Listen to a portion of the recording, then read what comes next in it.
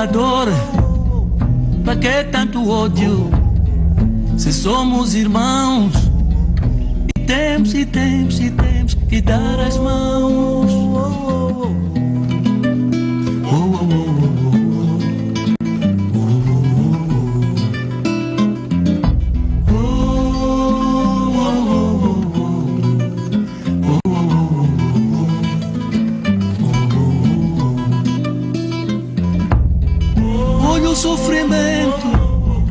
Olha o sofrimento que vem cá de dentro. A nossa terra está a morrer.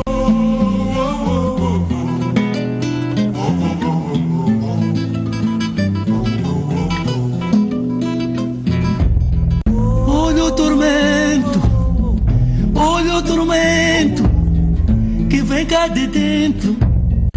A nossa terra está a sofrer demais.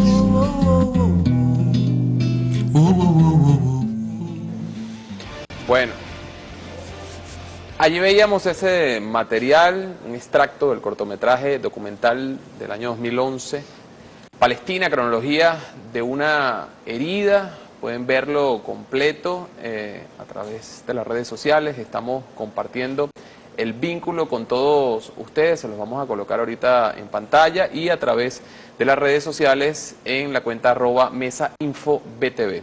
Es el tema que estaremos abordando. Nos acompaña la realizadora de este cortometraje, Lilian Blaser, a quien le damos la bienvenida. Buenas noches, ¿cómo está? Buenas noches, ¿qué tal? Bueno, es parte de los tantos trabajos que se han visto en los últimos años y que muestran un poco la realidad de lo que sucede en Palestina, de lo que sucede de manera particular en la Franja de Gaza. Como documentalista, que es tal vez lo más difícil de tratar de retratar lo que allí sucede. Sí, bueno, mira, este trabajo que fue hecho con Carmen Pulido y con Adriana Castro en ese año, precisamente regresaba de Grecia, donde había ido con Lucía Magna y habíamos estado montadas en la Flotilla de la Libertad, y el año anterior habíamos estado en Líbano, al ladito de la guerra que no es una guerra, por supuesto, de la masacre que se estaba cometiendo en el 2008-2009. Bueno, me sentí en la necesidad de hacer este documental muy cortico, muy conciso, muy al caletre de las cosas que hicieron que las cosas lleguen hasta este momento, ¿no? Cómo nace el sionismo, cómo se crea el Estado de Israel a través de manipulaciones de votos en la ONU, a través de apenas 46 naciones, de todas las naciones que hay, con el voto en contra de todos los países árabes, desgraciadamente con el voto a favor del gobierno de ese entonces de Venezuela, en el 47. Y realmente, bueno, creo que le debemos a la humanidad poner un granito de arena en que se informe, porque yo creo que la solidaridad tiene que venir de la correcta información sobre las cosas que pasan, ¿no? Lilia, yo veía una noticia hace un par de semanas sobre un muchacho musulmán que arremetía contra una parada, vamos a decirlo así, allí en Israel, y asesinó dos israelíes, dos judíos. Y lo particular de aquello era que aquel muchacho, bueno, mostraba era toda una indignación por lo que él aseguraba el Estado de Israel le hacía a su pueblo. Entonces uno ve personas que mueren, personas que salen heridas, personas que son desplazadas, pero uno también se imagina lo que a futuro puede suceder con esas personas que quedan con todo un resentimiento producto de una acción criminal. Estar en esos espacios, en esos lugares, es también constatar aquello. Sí, bueno, fíjate, estuve en Cisjordania en el año 2011, porque la ONU votó en su inmensa mayoría que el Estado palestino sería un Estado observador en la ONU como primer paso para que sea realmente un Estado total en la ONU. Y ahí uno sentía mucha indignación en la gente. Lo que me llamó la atención fue no sentir odio, ¿no? O sea, de parte de los palestinos contaban, se quejaban, se indignaban de las cosas que les sucedían. Estuvimos en el campo, en Cisjordania, y ahí nos contaban cómo los colonos les tiraban cochinos de monte que les destruían los sembradíos, cómo le arrancaban los árboles, cómo a veces los colonos de los asentamientos eran peores que los soldados israelíes, que ya sabemos que son terribles con ellos. Una de las personas con las que nos hospedábamos, que era un estudiante, le habían caído a golpe el día antes de que la ONU decretara que Palestina era un Estado observador, porque tenía un morral con un papelito que decía Palestina, Estado de la ONU, ¿no? Entonces, realmente crear resentimiento de esa forma con el maltrato cotidiano en Cisjordania y el maltrato bestial en Gaza, porque son dos realidades distintas, pero con un maltrato que viene, bueno, con la idea de que se vayan de esa zona, sí, puede sembrar cosas peores para el futuro. Ya vimos como el pueblo judío, que fue tan maltratado en la Segunda Guerra Mundial, bueno, el sionismo formar el Estado de Israel, y yo no culpo a los judíos sino al sionismo, ¿no? Claro. El sionismo crea un Estado que realmente ya desde su nacimiento marca el comienzo de una guerra terrible, y bueno, y le hace a los palestinos lo que le hicieron durante la Segunda Guerra Mundial a los judíos, ¿no? Hablamos del sentimiento de los palestinos, Sí. y si nos vamos del otro lado, si bien, como usted menciona, incluso ha habido movilizaciones de judíos dentro de Israel en contra de lo que hace el Estado, pero también hemos visto otras imágenes que son grotescas, personas en unas lomas observando cómo es bombardeado territorio palestino y celebrando aquello como si se tratara de una fiesta o algo digno de celebrar. De la percepción de la conducta, de la visión que tienen los judíos, más allá de pertenecer o no, apoyar o no a su Estado sobre lo que está pasando. ¿Qué percepción tiene Lilian Blaser? Yo pienso, bueno, yo les preguntaba ya, porque me falta un segundo viaje para visitar a los judíos antisionistas en Israel, que tienen posiciones muy interesantes, y por ejemplo Shlomo Zahn, un intelectual, un historiador, que dice que el pueblo judío no existe, que eso es una invención del sionismo para tomarse unas tierras, ¿no? La educación y los medios, yo creo que son los dos elementos que van creando en el niño desde pequeñísimo un odio hacia los árabes, hacia los palestinos, son unos terroristas, te quieren matar, te quieren sacar de aquí. Yo recuerdo haber hablado con palestinos, me decían, mira, nosotros no queremos que los judíos se vayan, lo que nosotros queremos es tener un Estado soberano donde todos podamos convivir en paz, todos y todas, ¿no?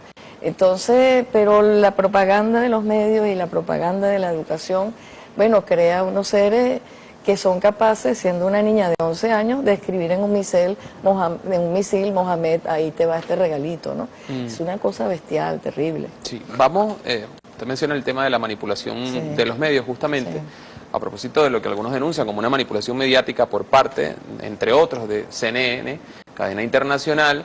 Bueno, la masacre en Gaza contra el pueblo palestino la presenta esta televisora como un conflicto entre el movimiento Hamas y el Estado de Israel. Vamos a escuchar esta conversación entre un ancla, un periodista de CNN y su corresponsal en el Medio Oriente para hacer algunas reflexiones. ¿Qué se sabe sobre el conflicto entre Israel y el movimiento Hamas en Gaza? Sí, bueno, estamos todavía a la espera de que esta nueva tregua, esta vez de 120 horas, de 5 días, llegue a su final dentro de poco más de 10 horas, y todavía se desconoce cómo fue en las treguas pasadas, si esa tregua será prolongada, si se volverá a la violencia o si se puede llegar a algún tipo de resolución internacional. En fin, están muchas posibilidades, el abanico de alternativas es enorme, y esto mientras la población a ambos lados de la frontera está inquieta, está preocupada, especialmente sobre esa posibilidad de que se pueda reanudar la violencia. Bueno, él dice allí un periodista que, entendemos, constata la situación porque está en el lugar. De ambos lados de la frontera están preocupadas, pero uno ve los resultados de todo esto de un lado de la frontera y del otro, y es difícil pensar que la preocupación pueda ser la misma, ¿no? Sí, es desproporcional, ¿no? Yo creo que la paz sería para ambos, o sea, para ambos bandos, si se les quiere llamar así. Creo que ambos necesitan la paz. Cuando cortaron el documental nuestro, había una frase que decía que los Begin y los Sharon no logren un doble objetivo: acabar con el pueblo palestino y acabar con el alma de los judíos, ¿no? Es decir, siempre que hay una opresión, el opresor también sufre esa opresión. Por supuesto, la desproporción de fuerzas hace que uno sienta, digamos, que tiene que estar de uno solo de los lados, ¿no?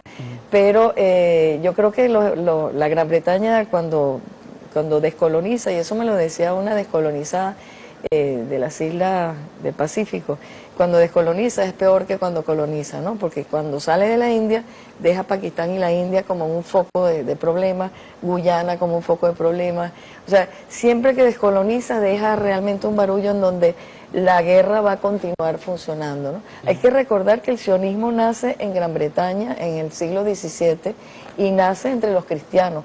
Después, poco a poco, fue tomando la cúpula de los judíos y finalmente se identifica sionismo y judaísmo, pero no son para nada asemejantes, ¿no? El judaísmo es una religión y el sionismo es un proyecto político colonial de Gran Bretaña, Estados Unidos y los sionistas, ¿no? ¿Cuáles son los objetivos de ese proyecto histórico del sionismo? Bueno, mira, como finalidad final, supuestamente es implantar un Estado judío, que no es lo mismo que el Estado de Israel, porque en Israel todavía conviven en desigualdad enorme de oportunidades, de posibilidades. Hay también palestinos que son israelíes. La idea del Estado judío es un Estado supremacista solamente judío, ¿no? Donde solamente estén ellos. Y según algunos, los dos ríos, y en la Biblia aparece que la tierra prometida es entre Egipto y Mesopotamia, ¿no? Es decir, el objetivo implica la desaparición del territorio palestino, o al menos Implicaría de la franja eso, de Gaza. al menos además muchas de las declaraciones de diputados de la Knesset lo dicen. Y bueno, uno se teme que el objetivo sea mucho más allá de la franja de Gaza, de todo. Ahora, la franja de Gaza, por supuesto, es muy apetecible porque desgraciadamente, como muchos estados, tiene petróleo frente a sus costas. Tiene puerto marítimo. Por supuesto, eso levanta las ansias de dominación de ese territorio, ¿no? Ya se había dicho que había unas 6 etapas en las cuales se iba a barrer toda la población palestina. Lo dicen, por supuesto, los de la derecha de Netanyahu, pero es un proyecto que creo que el sionismo está detrás de todo esto. ¿Qué cree Lilian Blaser sobre las posibilidades de que esos proyectos perversos, a todas luces, puedan cumplirse? ¿O eso podrá revertirlo, tal vez la actitud de gobiernos en el mundo, de organizaciones en el mundo, de movimientos populares en el mundo que dicen, hey, ya basta? Sí, yo pienso que tenemos que salir a la calle cada día que podamos, tenemos que batallar en las redes, tenemos que batallar en los ascensores, en los carritos, tenemos siempre que llevar algo que diga algo sobre Palestina para que alguien discuta con uno y entonces uno poderle plantear su visión. Tenemos que pasar unas 2 o 3 horas diarias en la red para poder contestarle a ciertas afirmaciones que se hacen en ciertas conversaciones de periódicos.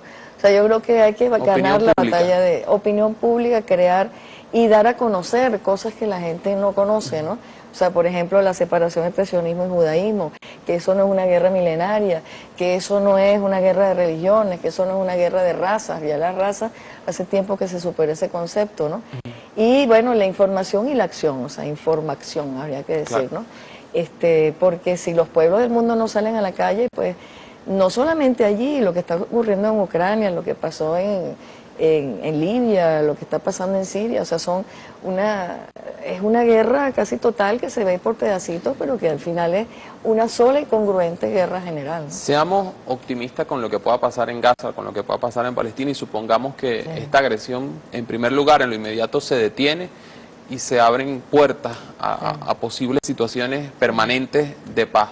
¿En qué condiciones queda el pueblo palestino? Uno ve las imágenes de la cantidad de escuelas, centros hospitalarios, la poca producción o centros de producción que tenían destruido, los problemas psicológicos que evidentemente derivan de una situación como esta.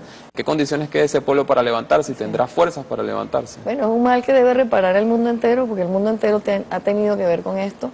La ONU inexplicablemente atada de manos ante una tragedia tan grande como esta. Creo que el mundo entero tomando conciencia. Yo repito muchas veces que esto puede ser el Vietnam de Israel.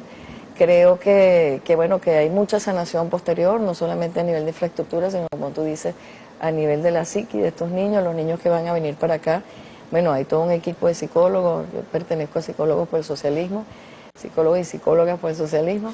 Y bueno, vamos a poner nuestra mano en lo que se puede hacer para que haya sanación. Ahora, hay 2 soluciones básicas a este problema, que son el gran Estado laico que se llama Palestina, como lo proponen muchos judíos antisionistas, o 2 estados. 2 estados, ¿dónde? ¿Cómo? O sea, un pedacito de Estado acá, un pedacito de otro Estado que está comido por los asentamientos. El Estado único, por supuesto, libre, laico y soberano y con igualdad de derechos para todos y todas, sería el ideal. El problema es que Israel es una pieza geopolítica, un portaaviones, es una, o sea, eso no es simplemente un capricho de unos cuantos, eso es algo que lo pensaban desde bastante antes, colocar en medio de lo que ellos llaman Medio Oriente y África una pieza del imperio, entonces no es tan fácil tampoco, ¿no? Claro, tenemos poco tiempo, sin embargo, hemos visto en nuestro país de manera particular cómo, bueno, desde el gobierno y distintos movimientos populares que le acompañan, se han levantado su voz para señalar esta situación, para condenar el genocidio. Y me llamó mucho la atención, hay 17 estudiantes palestinos en la Escuela de Medicina Latinoamericana aquí en nuestro país, y uno de ellos decía que observaba cómo desde Latinoamérica y particularmente de Venezuela se recibía más apoyo, o él percibía más apoyo, que el apoyo que pudieran dar otras naciones árabes a Palestina. ¿Es así? ¿Podemos hablar de eso o es exagerado? Desgraciadamente muchas naciones, muchos países árabes están bajo la férula de unas monarquías que son más bien aliadas del imperio, más que ayuda, ¿no?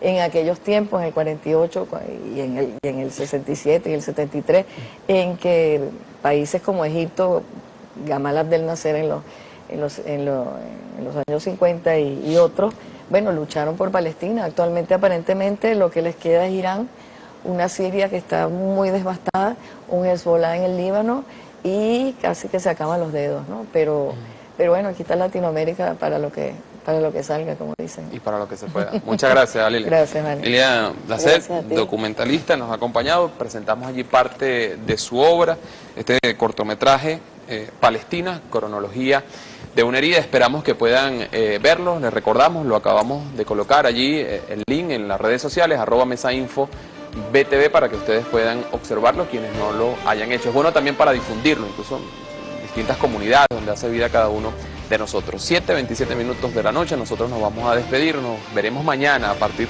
de las 6 de la tarde a través de Venezolana de Televisión. Muchísimas gracias por habernos acompañado y continúen, por favor, en compañía de Venezolana de Televisión.